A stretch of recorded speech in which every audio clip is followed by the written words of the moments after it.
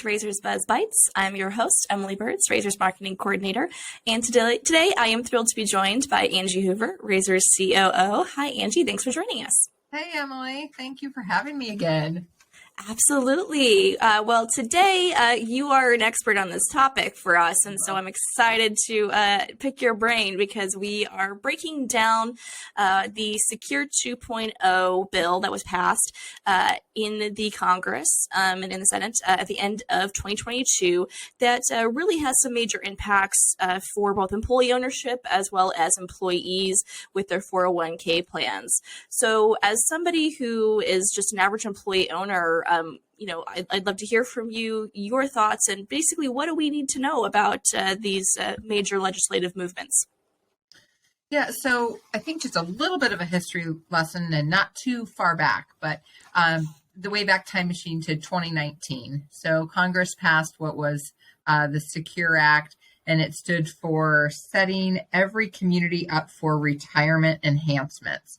And so this is a bipartisan supported initiative because historically, we've had things like pensions. Employers would offer pensions and, just for a lot of different reasons, those don't work anymore. People are living for a really long time and keeping them funded. And we all hear, all kinds of things about Social Security. And so really Congress has had to go, we've got to make it easier for employers to set up opportunities for employees really to do something on their own, or make it easier for companies to form ESOPs because people are going to need money in retirement. So that's does that set the stage for why we're even generally talking about this? Absolutely. One of the things, the 2019 bill, it made some changes and was a start, but it didn't do a ton. And that happens a lot. You always will see, the first version, and then a few years later you get 2.0. And so that's the situation here. And especially when there's funding that's involved. So 2.0 brought a lot of provisions really for all retirement plans. So any of us can probably hop on a whole myriad of webinars to learn about Secure 2.0 and how it relates to our 401k or, some employers, I know I had a 403B plan at a hospital I worked at. So there are 92 different provisions in this law that was passed at the end of December in 22. And I'll just high level, some of the things that were included was just taking the required mandatory distribution age up. So in 2019, the bill, it was at 70 and a half years you had to take a distribution, and it moved it to 72. With 2.0, Secure 2.0, immediately on January 1st, it took it to 73. And then by 2033, it's taking it to 75. And that's really just because we know that, people are working longer and, maybe they don't want to take those funds right away. They'd like to take them later when they're not earning, and it can pay for things that, the expenses they're going to have, in their upper 70s and early 80s. And so really getting ahead of that, they did that right away. They also, increased the catch-up contributions for people 50 years of age and older. And right now, I think this year it's at $7,500. I do believe it's going to actually, I think they said 2025, it'll be up to $10,000. So things like that are included for 401ks. They also, we have so many Americans that are self-employed. So they expanded some of the Roth contribution provisions and made it just much more accessible and easier for a self-employed person to have some contributions because they need to save for retirement as well. And then this is probably, you might know more about this, 529 plans for education. Sometimes those don't get used up. I don't know, maybe your kid gets a full ride scholarship for whatever reason, and you're sitting on these pre-tax dollars, right? So they actually put some language in this that allows for a rollover into a Roth IRA. So there's a lot in this bill. And really the wins on the ESOP side have to do with they are asking for the Department of Labor to give some regulatory guidance on what is appropriate consideration when a company sells to become an ESOP. And it's interesting, and I know that you were actually part of us, we went to the Hill back in May of 22, and, we were talking about this. So they got it in Secure 2.0, which is great. It is important because the community, the ESOP community, has been asking since ERISA passed in, was it 72? And we're talking now before I was born, that, hey, tell us what is adequate consideration. So really now it's about the Department of Labor kind of actually following through on that. Like, hey, the law is in place, tells you have to do this. Give us some rules, which, we joked before when we talked, just like how many different entities that are going out there asking for more rules? And really it's just because they've been playing this out in the courts and taking, employee-owned companies saying, oh, no, that wasn't adequate consideration. And just, you can't have litigation be the way in which you create laws. So really, we need the DOL to do their job and set those rules. The other thing that came out of Secure 2.0 is that the Department of Labor is mandated to start what they're calling an employee ownership initiative. And this is, there's some funding behind this. Now, really, they're going to start with some administrative, I think it's like $200,000 in 2024. And they want it to be kind of, an operation within the DOL that helps different states. That, we've got the silver tsunami happening in Iowa, right? And there are other states that have a lot of businesses that don't have succession plans. So they want employee ownership, ESOPs, to be on the table as a possibility. And so they're asking, there's actually a whole, it's lined out how much funding is supposed to be put towards this every year. I believe starting in 2025. Yes, that is all of the details. If I get any of them wrong, I apologize, but I tried to kind of brush up on this a little bit. But so those are kind of the two biggies that I would say are important for ESOPs. The other thing that it's not really applicable to us because we're already 100% employee owned. We did our transaction. Ray Boozer did it back in 2004. But they have put in place provisions to make what is called Section 1042 treatment to S corps beginning in 2028. But it's only for 10% of the sales price. So it has to do with the taxable piece. So since we're already an ESOP, I don't know that I've already learned more than I probably needed to. I've talked to Brent a couple times about it, kind of going, and it doesn't matter a ton for Razor, but just to know that they're trying to chip away at making it a little bit easier and more accessible for owners to sell to an ESOP. So that provision is in there as well. So is that all too, hopefully that's not too much. No, I think it's all good, and I think that's a nice breakdown. So, yeah, you've got the 401k side of things, which obviously affects a larger pool and a large conglomerate of our employee owners, but also the ESOP stuff and the provisions for ESOP as a whole, which are always good to hear. And like you and I have spoken about many times, is stuff that, has been talked about and in the works for quite a long time. And so recently you actually got to be out in DC as the chapter president for the Iowa Nebraska chapter for the ESOP Association with SRCC. So can you explain a little bit about what SRCC is and what you were able to do whilst you were out there? Yeah, so SRCC is a state and regional chapter council, and what it does, so there are, obviously different members that are at that SRCC level, but their they are kind of our central voice, each of our chapters. So, we now, another thing that was announced out there was that we have gone from 18 chapters in the nation to 19 chapters. There's been kind of some reshuffling, and based on really where employee ownership and ESOP transactions are happening, you see growth in different markets. And so it made sense that we needed to add a chapter and move some and combine some chapters. So Iowa, Nebraska, there's no change to it at all, but that was announced out there. So the first order of business when we got there was to have us visit the Hill again and actually go. We were tasked with going to all 10 of the representatives between Iowa and Nebraska, both on the House and Senate side, and they gave us a handout. So it was kind of just like almost maybe a pamphlet drop.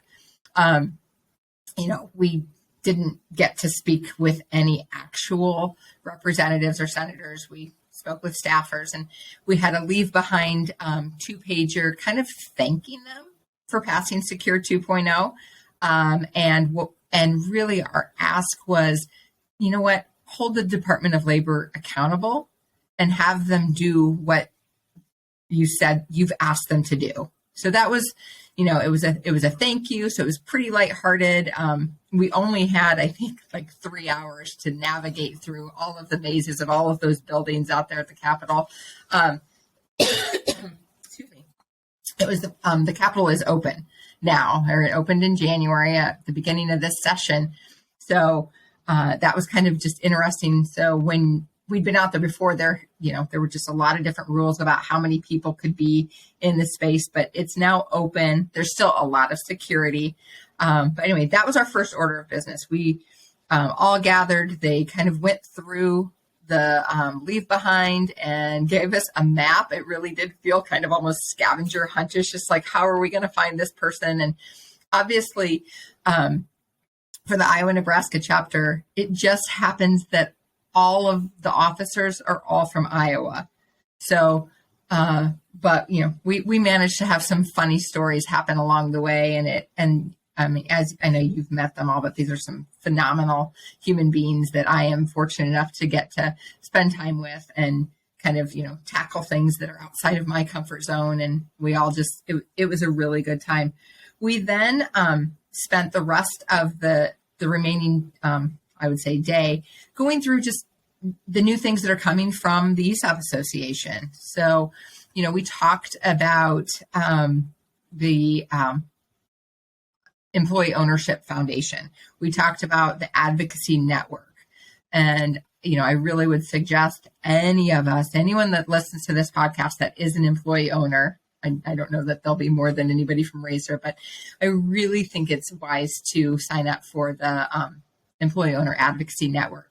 And we found out that, due to rules, you have to sign up for that every year. So just because you sign up once, that doesn't take care of it. You have to do it at least once a year. And I don't know, I think you can speak to this as well, but it's pretty nice. They don't send a lot to us. It's only when there's a specific ask. And oh, by the way, they create the email for you. You just have to put in where you live and sign your name, and it sends an email to that senator, to that congressperson, and you're supporting anything that's supporting employee ownership. So it's pretty slick system they have, but you do have to sign up at least once a year. You can't just set it and forget it. So they let us know about that, and then really talked about some of the things that the foundation funding goes towards. And, there is the connection with Rutgers University on all of the research and studies that they do on employee ownership. And so things like that, they do have to be paid for. And so when you're contributing dollars to the foundation, it helps to fund things like that. Also scholarships to go to conferences for we employee owners. So we talked quite a bit about that, as well as the PAC and, just different things, whether you like our system or not. In this country, this is how things work. And I think in the Midwest, PACs definitely have a negative connotation. And I shared that with the people at the ESOP Association. And I think that I understand the reasons that we have them and that they need to be funded. But, just because I don't choose to send my $25 to it doesn't mean that that's not how the system is going to work. So there's a lot of information, of course, on the ESOP Association webpage if anyone is just like, oh, let me look into this. And I'd be happy to, obviously do research with anybody who wants to challenge it or go, hey, I'm interested in supporting it. Because like I said, I don't necessarily, I'm not real opinionated on the matter. So, but really that was kind of what we covered. Some great stories from other ESOP companies. And, what's great about visiting for this meeting is you get all of the officers from all of the chapters together. So we were able to do some fun breakout sessions and kind of see, all right, what can we learn from each other and what can we then institute here in, our chapter. So got some great ideas that hopefully, I'll be able to get off the ground here in the next year while I'm on the off. I am an officer for the chapter. So that's kind of what it was about. It was a quick turnaround. You're out there for 2 days and it's a whirlwind, especially, when you think of all the paces you go through in very short time and then back home very, very, very late Friday night. So that's what I did. Awesome. Well, yeah, a jam-packed trip and covered a lot of ground. For those who haven't been to the Capitol and experienced any kind of hill visits, trust me, folks, that is a long day. And to jam that all into a few hours is certainly admirable. And so for those who do want to learn more, obviously, like we said, go to the ESOP Association webpage. We'll link that in our show notes, as well as how to find the Employee Ownership Action Advocacy Network and how you can sign up for that. That is free to you. As we said, very easy to do, very slick, and helps keep you connected with your legislators on, why employee ownership matters. And what was, you got to interact with some of the leadership from the association. It sounds like we're feeling good about these things, what's kind of on the horizon next, we're gung-ho, we're ready, we're feeling good. What's kind of the association's take on, where we're sitting and where we go from here? So I think they're feeling really good about the win with Secure 2.0. I think that they're going to be very on top of that. Hey, you need to do what you said you were going to do to the Department of Labor and help, through the channels that they have, really established with the different senators, with the different representatives. So I think they're feeling really good about that. Some of the exciting stuff that's coming that they're launching is really some additional education. Next week, they're going to be holding the first ESOP Accelerator program in Hawaii. Like I said, I was, Lucky ducks. I know. I was like, I could go to Hawaii next week. I don't know if I can get anybody to pay for it, but it's a day-long training that they will be putting on. And you can look at the agenda on the ESOP Association website, and it's pretty impressive, and it's designed specifically for your individual contributors. So not your managers and supervisors and leaders. This is for people that really want to understand employee ownership. And I think they're just, they're trying to spread the word, and they're now putting, dollars forward to put on these programs. I asked about, hey, maybe we could do one here in the corridor, and they can have up to 35 in the cohort. And, I'm just thinking about some of our friends at some of our, local Cedar Rapids or Iowa City, Marion, ESOP companies. Maybe we all get to send 5 people and we find a place to do it. So I would really, I thought that it was last week. And so I've already been asking how it went. And they're like, Angie, it's not until next week, but we'll let you know how it goes. So it's just really nice to, know who the people are that can get you the answers you need. So that is pretty helpful, even though I'm sometimes a little impatient. So more to come on that. I really am excited. And I think that could be a really meaningful day for a lot of employee owners. Definitely. So exciting stuff on the horizon. So yeah, Ange, thank you so much for breaking it down for us and helping us get a little bit more insight into what all this means for Razor's employee owners. Of course, if you do want to learn more specifically about Secure 2.0, we had a quick intro write-up in the Buzz, and that links to a nice article that was in the ESOP Association's January ESOP report, which is also on the Document Library and Beekeeper under the EAC Learning Hub. Feel free to check that out if you want to learn more. Or, of course, just hit the association website or Google, and you can find a nice breakdown of what all that means for all parties involved. And of course, keep tuning back in here. We'll have more information coming to you as we get into the year with conferences and updates from the EAC and whatnot. So we'll have a lot more coming your way. And so we appreciate everybody for tuning in. Again, thanks, Angie, for your time.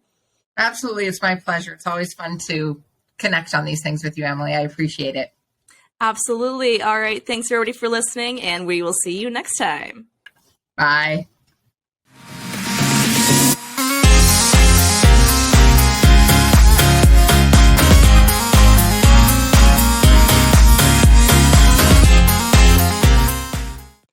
You've been listening to Razor's Buzz Bites, Razor Holdings' internal podcast for employee owners, hosted by me, Emily Burds, Razor's marketing coordinator. Questions or feedback for the podcast can be sent to eburds@razorholdings.com. That's EBURDS@razorholdings.com, or via Beekeeper. You can listen to Razor's Buzz Bites anytime on Anchor, Spotify, Stitcher, Google Podcasts, Amazon Music, or YouTube. Thanks for listening, and we'll see you next time.